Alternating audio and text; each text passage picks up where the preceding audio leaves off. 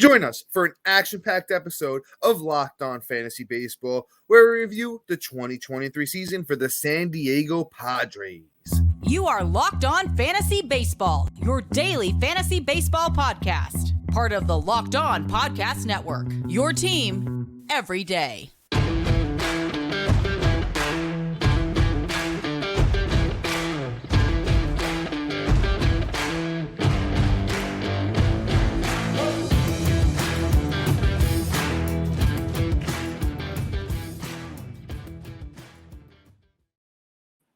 Hello, fantasy baseball fanatics, and welcome to the Locked On Fantasy Baseball podcast, brought to you by the Locked On Sports Network, your team every day.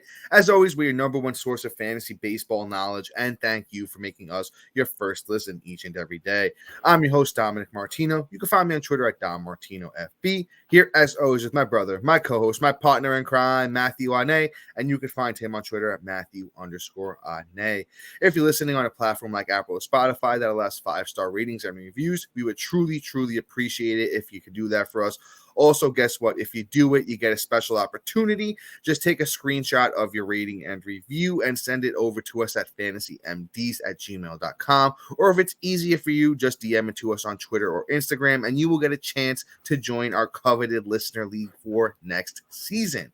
And lastly, but almost most importantly, guys, come on. If you're watching us on YouTube and you haven't done it already, what are you doing? You hit the little bell below, it subscribes to the channel, and you get a notification every time we drop a new episode. But guys, real quick, let me talk to you about FanDuel. Today's episode is brought to you by FanDuel. Make every moment more. Right now, new customers can bet $5 and get $200 in bonus bets guaranteed. Visit FanDuel.com/lockedon to get started today. All right, so we got the San Diego Padres up today. And honestly, probably one of the most disappointing teams in baseball. 82 wins, 80 losses, did not make the playoffs, lost out to those Arizona Diamondbacks in the NL West because the Padres finished in third. Just super down season. So let's break it down from a player standpoint. And Matt, probably the most promising name on the list. Maybe some others might be the next guy. But let's start it off with your boy, Matt. Yeah, I mean, why not? Let's talk about Mr. Juan Soto. Finally, he's back. He's back, baby. He's back.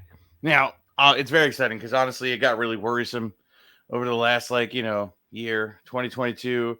Even though the numbers kind of looked okay, they really weren't with the batting average, with the ribbies. Things were looking real ugly in 2022. 2021 really wasn't exciting either, other than the 29 bombs.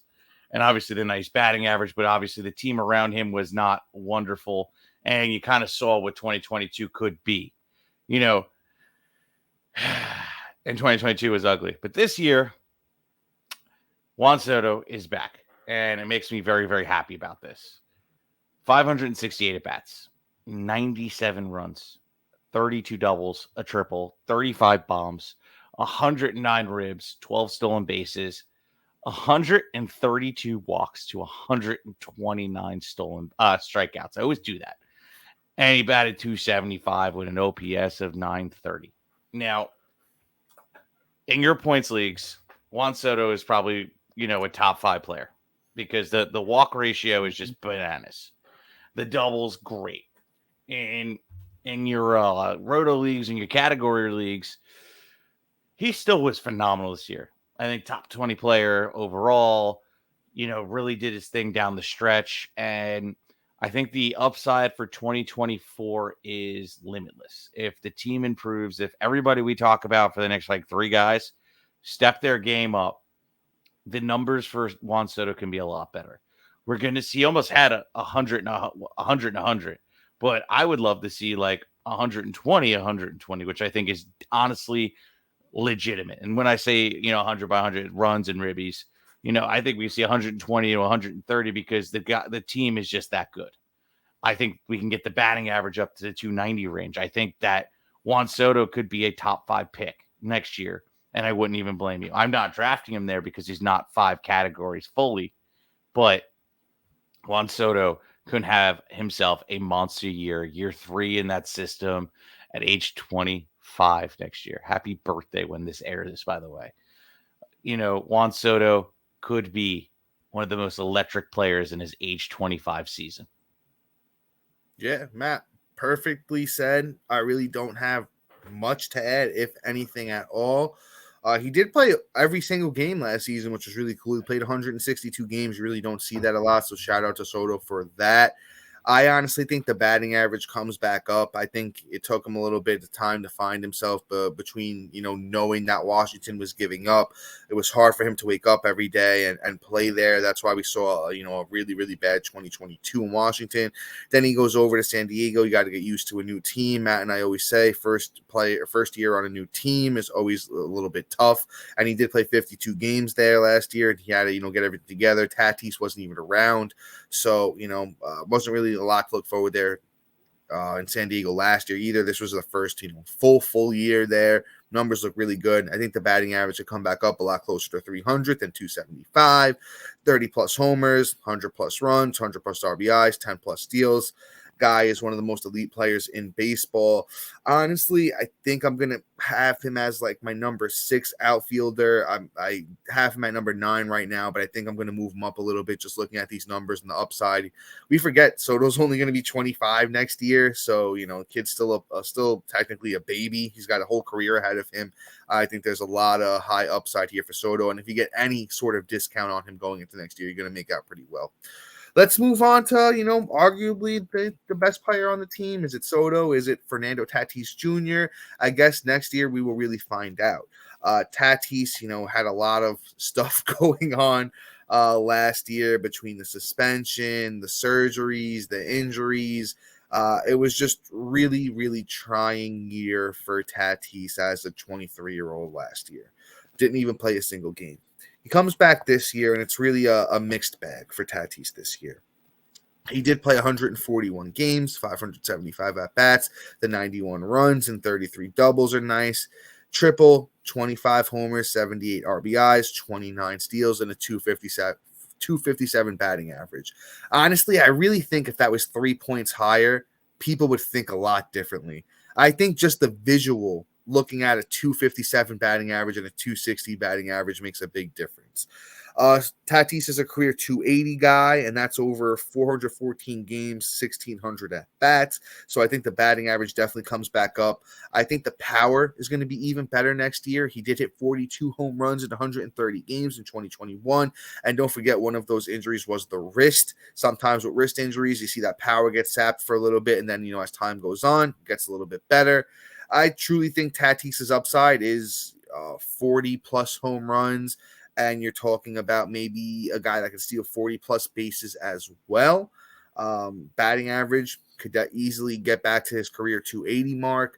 This is a guy we're talking about that, could potentially have number 2 pick upside, because I don't think anyone's topping Acuna for at least the next couple of years there. I currently have Tatis as my 4th shortstop off the board, which may seem a little bit low, but when you got names like Bobby Witt, Trey Turner, Mookie Betts, all shortstop eligible for next season, it's going to be interesting. Honestly, I wouldn't argue with you if you wanted to put Tatis first. He just does have that kind of upside.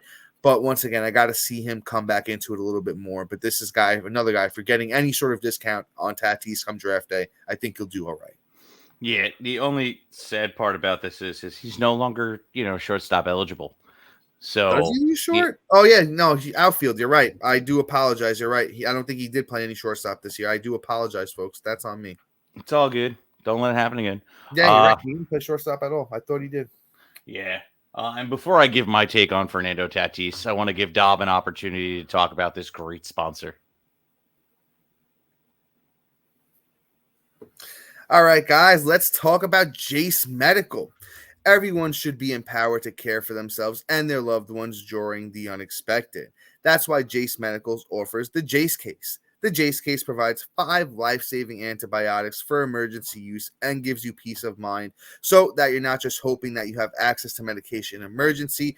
Jace Medical makes sure that you have the medicine in hand. Jace Medical is simple. They handle everything from the online evaluation to licensed pharmacy, medication delivery, and ongoing consultation and care. Don't get caught unprepared. Save more than $360 by getting these life-saving antibiotics with Jace Medical, plus an additional $20 off using the code LOCKEDON at checkout on jacemedical.com. Once again, that's JASE medical.com and use that promo code LOCKEDON for $20 off today.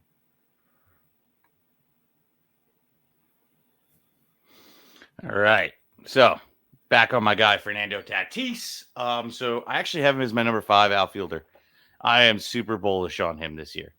Going into 2024, I feel like this kid is just going to do exactly what Acuna did, minus about like 10 to 15 stolen bases. I think he's just going to mash the ball. I think he's going to be incredible this year. I think the Padres come back to being this great team with him and Soto, and hopefully Machado figures it out. It could be very, very, very exciting for Fernando Tatis. I think, quite honestly, you're going to get him as a steal because he's not going to be drafted how I'm going to be drafted. You might be able to get him at the early second round, late first round, and you're going to smile all the way to the bank of the championship. So keep an eye out for Fernando Tatis because I'm telling you right now, he's going to have a special season. Let's move on. Let's talk about Manny Machado. Machado, that's all I can say. Probably the biggest disappointment on this team, in my opinion. You look at him and you're like, dude, what'd you do this year? Age 32. It's not like he's like 34 or anything of the sort.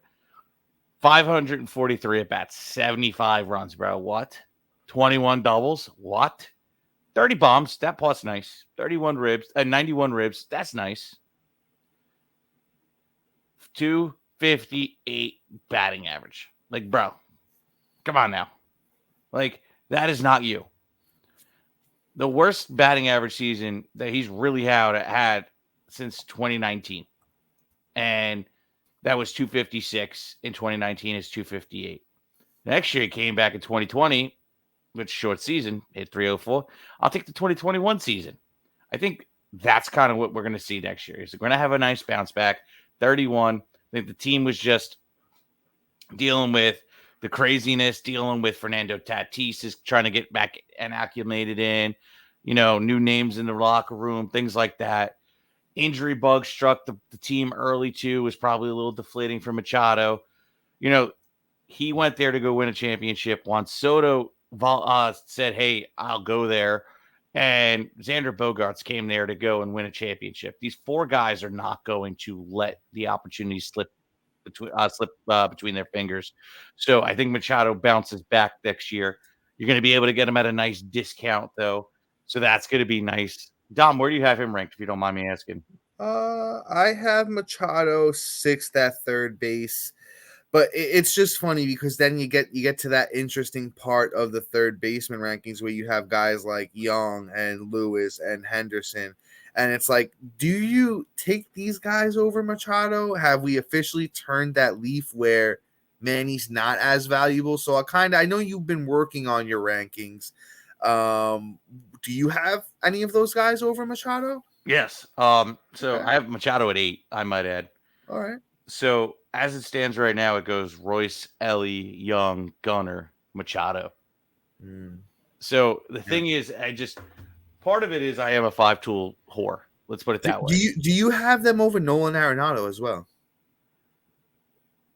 Yes, I have him at 9. Wow. Yeah. Interesting. Arenado's another one that I'm more concerned about. He's on the worry-o-meter as a whole. Yeah. So, that's my bubble. But you know what, too? This last season has just thrown an influx of third basemen where for sure. We never really had this kind of depth at third base. Now, this could all be washed just like pitching. We thought depth was unreal this year, and then, we were proven real wrong real quick. Like those guys that I have ranked above Machado, I could be looking like a fool. But I don't foresee it happening. I think that this third base influx is just real. So Machado, I just think falls down. But like I said, you're going to be able to get him at a discount because guys are going to run and go and get the Ellies, the Royces, the Youngs, and the Gunners. And then, okay, I waited on third base this year, which is real nice. I got a bunch of other players in other positions. And I'm chilling. And I picked up Manny Machado that people were kind of like grimacing to go get. So he's going to be more of a target and a value pick come draft season, at least for Manny Machado. Yeah, Matt, I agree with pretty much everything you said. I think there will be some value on draft day taking Machado. I think that, once again, I just feel like when you look at a batting average that is right below 260, when people see the 2.5, and he pretty much hit 260, at 258, 260, it's same thing in my book. So I really think that Manny, kind of just brings everything back. He, winds up with that, 30 home run, almost 100 runs, almost 100 RBIs. He doesn't really steal that much anymore, so the steals might not be there, and a good batting average. So I think there is value to be had on Manny Machado. I don't think he's washed up yet. Let's move on to somebody else who I thought was going to be a lot better. Didn't really pan out as great as I thought he was going to. Let's talk about Xander Bogaerts. Now, I really thought this move to San Diego was just going to be everything that Bogaerts needed. Fresh start. He was going to be absolutely stellar, and he was a little bit more than mediocre. 155 games, 596 at bats, 83 runs, 31 doubles, 2 triples, 19 homers, 58 RBIs, 19 steals, and a 285 batting average. Now, those numbers are nothing to sneeze at. A lot of those numbers did come in the second half, so if you traded for him, you probably made out very well. I honestly thought that the RBIs were going to be a little bit better. I thought that he might have had a couple of more homers in there. But you know what? We're not going to be mad at Xander Bogaerts for a season like this because it's pretty much on par for what the guy does. The 58 RBIs do have to come up, but once again, that's going to be those bats surrounding him causing that. So, with a lot of guys having down years on that team like Tatis and Machado, you could kind of see why the RBIs might have been a little bit lower than expected for Bogaerts. For next season, I have Bogaerts as my number 16 shortstop.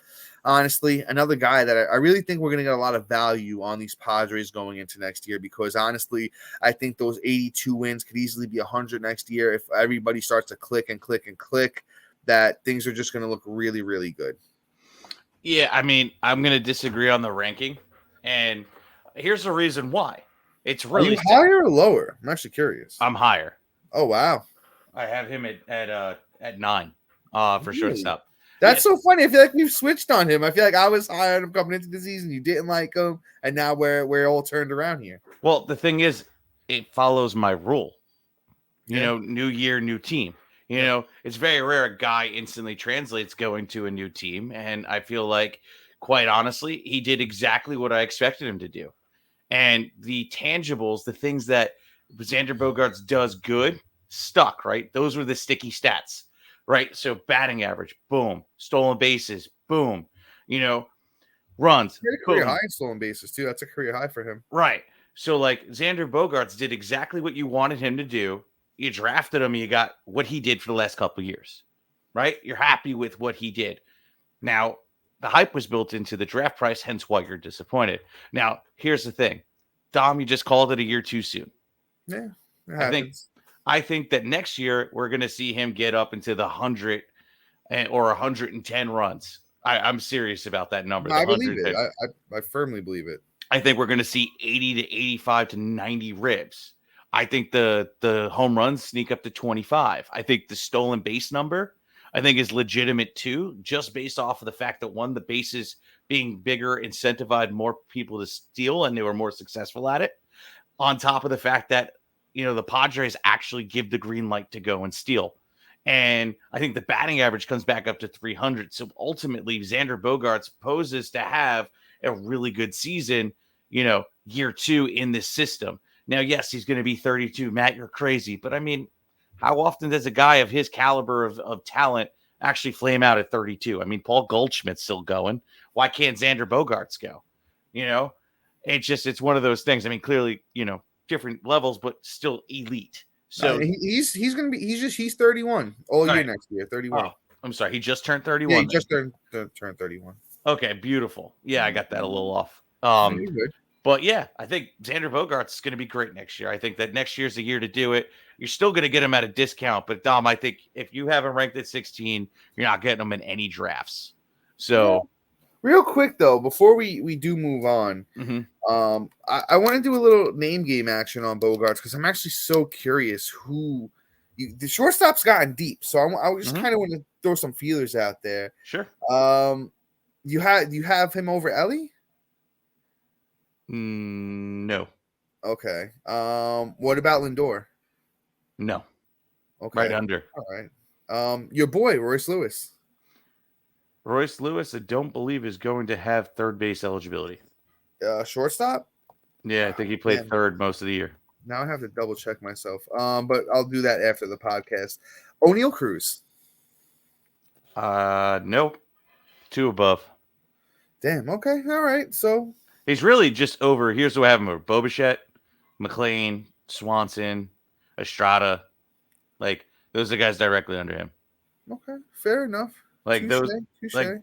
like McLean, is the only one that's kind of in consideration. That's like he might move up over Bo and really just maybe supplant and just move Bo down, and he might go over. That's really just about it. I kind of just want to see the spring for him, but we've gone too far here. Yeah, guys, fair enough. Fair enough. I got one last sponsor for you. All right. October baseball is back, and you can make your postseason debut with FanDuel, America's #1 sportsbook. Join FanDuel today, and you'll get started with a $200 in bonus bets guaranteed when you place your first $5 bet. Just visit FanDuel.com/lockedon to create a new account. Then you can get in the action and from first pitch to final out. Bet on everything from strikeouts to home runs to who will win the game. And if you don't want to wait the whole game to get paid, predict what's going to happen in the next at bat with quick bets. So head on over to FanDuel.com/lockedon right now. Step up to the plate this postseason with a $200 bonus and $200 bonus bet guaranteed. Make every moment more with FanDuel, the official sports betting partner of the MLB. All right. You would think I would be even better from going back to back tonight, but apparently I stumbled, but it's fine. But yeah, let's go on here. Let's talk about Blake Snell. Blake Snell, fantastic season. It's funny, Dom and I were wrong about one thing about Blake Snell last year.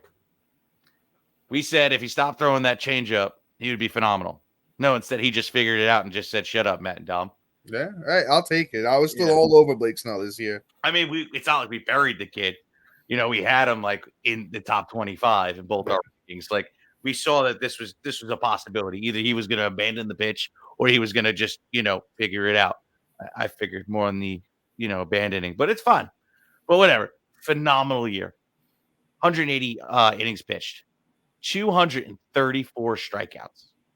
A 2.25 ERA with a 1.18 whip. Okay. Now, here's the thing with Blake Snell, and you're probably going to think I'm a little nuts, but Dom, I'm not going to have him as my top 12 pitcher. Crazy. Anyone crazy. You're not the first person that I've heard say that, especially like in this community, but I'm just not buying it. And I have a good reason. Okay. I have a good reason. He's going to be phenomenal. He is probably going to be my 13th, 14th pitcher. And here's the reason why. The FIP. Fielding independent pitching, for anybody, if I haven't talked about it already during this episode, it's a predictive stat for pitching, right? It is literally a whole run and a quarter higher than his ERA. Now, even if he were to finish as a 3.25, which I think is more realistic for Blake Snell, especially with the higher whip that he's usually known for at a solid 1-2, and he wasn't too far off of it, it tends to leave a couple balls more hanging, which then allows for another earn run, which will then bump up his ERA. But a 3.25, a solid run over, I think it's kind of solid for him. And the strikeout numbers are obviously going to be there, but I also don't foresee it being 234. Like, I think that also is a career high. I think that he's more of, instead of being literally 50 strikeouts over your innings pitched, it's probably more like, 210 to 205 to 210 range. I think that comes down back to earth. Like, this was a career year. It's not repeatable. The only way he gets to 234 or even more strikeouts is if he could break that 200 mark, which I think he's got in him. But right now I don't feel comfortable leaving the draft as my pitcher 1. That's just how I'm looking at it. But like I said, my literally high end pitcher 2, fringe 1. I mean, fair enough. I might be the odd man out in the whole community, but this guy, if you watched him pitch or even look at some of the metrics for his stuff, he has one of the best fastballs in the whole league. And then he's also got some of the best breaking stuff in the whole league. He's literally in the 100th percentile in fastball, breaking ball. He just has amazing stuff. Yes, he has the tendency to walk a bit too many guys, but if you saw the way that he finished the season, he really kind of slowed down with the walks a little bit. It was more of an earlier in the season type of thing. Yeah, do I think he's going to go out and have a 2.25 ERA again? Most likely not, but it's not like we haven't seen him do stuff like that before. Let's not forget his Cy Young season from 2018 where he had a 1.89 ERA across 31 starts. He's always been well over a K per 9. I don't see that going away, especially since the stuff is absolutely elite, and that's what he does. He just strikes guys out. So I don't think we're going to lose that K per 9. So there's even that potential. Hey, if Blake Snell throws a 200 inning season, what are we talking? 260 strikeouts? The whip. I'm not banking on it being a 118 again. I honestly really think he wanted that second Cy Young, and that is part of the reason that the walk started to go down towards the end. Is like last 4 starts, they started to go down a bit. So even if he's at like a 1.20 whip, it's still going to be fine. You just supplement that later. You get, some starting pitchers that are a little bit more known for their whip. But I really think that Blake Snell, just from a pitching standpoint, that I don't really see much not to like besides the walks. The walks is the only one thing that the guy does that, isn't really good. But you know what? He's done it pretty much his whole career, so he knows how to manage with those guys on base. I think sometimes he goes for the strikeout a little bit too often, maybe something as he, age 31 season, he'll work on a little bit. But I have Blake Snell as my number 6 starting pitcher going into next year. Honestly, there's not many other guys that you could trust besides Blake Snell, and I really think, you could trust him. Let's move on here. We've taken a lot of time on very few names, so let's try and work through these guys quick. Joe Musgrove, very injury-plagued season. He had a capsule in his shoulder, inflammation. Honestly, want to see where this winds up for him. I don't know if they talked about off-season surgery or not, or what the big plan is there for Musgrove. He did pitch pretty good while he was out there. 17 starts, 3.05 ERA, 97 innings, 97 strikeouts, 1.14 whip. Musgrove, very, very talented pitcher when he's out there. He's had injury problems in the past. Not a second half guy. I would trade him in the first half. I have Musgrove, my number 31 starting pitcher next year. You get him as your SP3, where it's probably going to go. You'll do all right. Yeah, I'm not sure where I'm going to have him ranked next year, but I like that number. I might have him just a smidge higher, and then obviously sell before All-Star break because of him being not just a first half player. I honestly call him the Adrian Gonzalez of pitchers. If you can't tell, I also hate Adrian Gonzalez. But anyway, that's for old heads like me. But anyway, we're going to move on. Let's just hope he doesn't have off-season surgery. Let's talk about Yu Darvish. Probably the other name that everybody's like, okay, are they going to talk about him? Let's talk about him. Personally, my guy just didn't get it done. He had a very injured season. 36 years old. He's going to be 37 mid-year through the season this year.